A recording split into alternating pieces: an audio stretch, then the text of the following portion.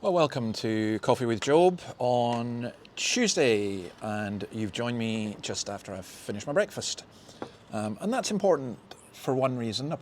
We're going to look at this whole issue of being given strength. And incidentally, while I'm here, I've just been reading this history of Christianity in Britain and Ireland. Fascinating. Gerald Bray, I hope to do an interview with him at some point. But let's turn to Job, and we're going to go to chapter 6, and just these words, just 3 verses. Still, this is Job talking. What strength do I have that I should still hope? What prospects that I should be patient? Do I have the strength of stone? Is my flesh bronze? Do I have any power to help myself now that success has been driven from me? I mean, it's low. There's so much in Job. I think I told you this before, but I remember a man who came into to a funeral. It was his mother who was being buried. And afterwards he said to me, I was preaching through Job and I thought, oh no, I wasn't expecting him there because it was like death, death and more death. And I wondered if his impressions of the free church would be, oh, here we go, you know. It's a bit like doing this. People think, oh, this must be so gloomy, but it's not, is it? It's really not gloomy. This is reality, and it's hope in the midst of reality. But anyway, as he's going out the door, he said to me, you did that deliberately, didn't you?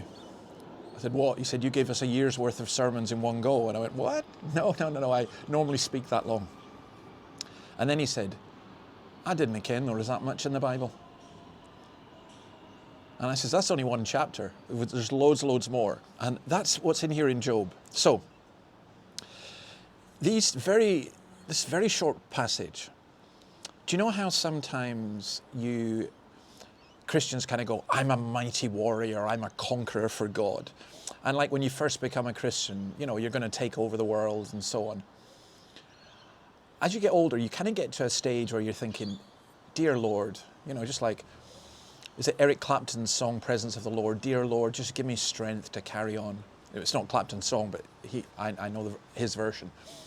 Just give me strength. Just give me strength. I just want to make it through to the end of the day. And that's Job here. He's got no strength left.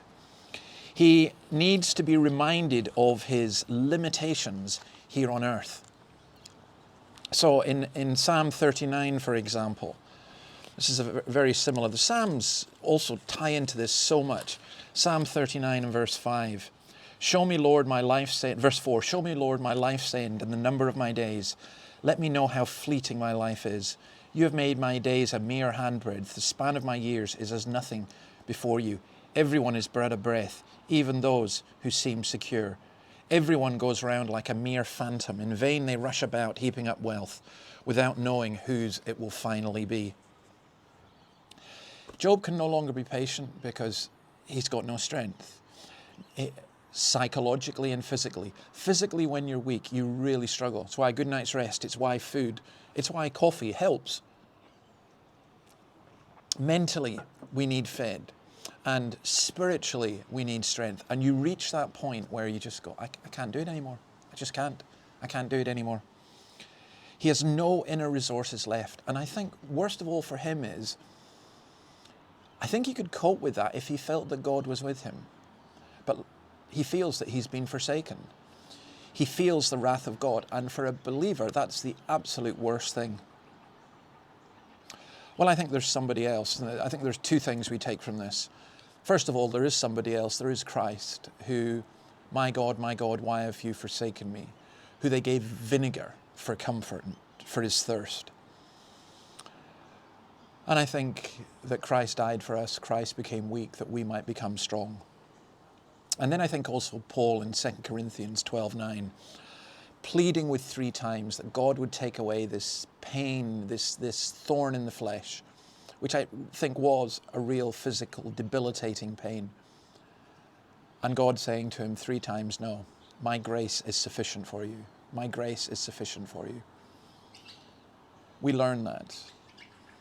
You know, you can be like that. You just think, I don't know if I can carry on.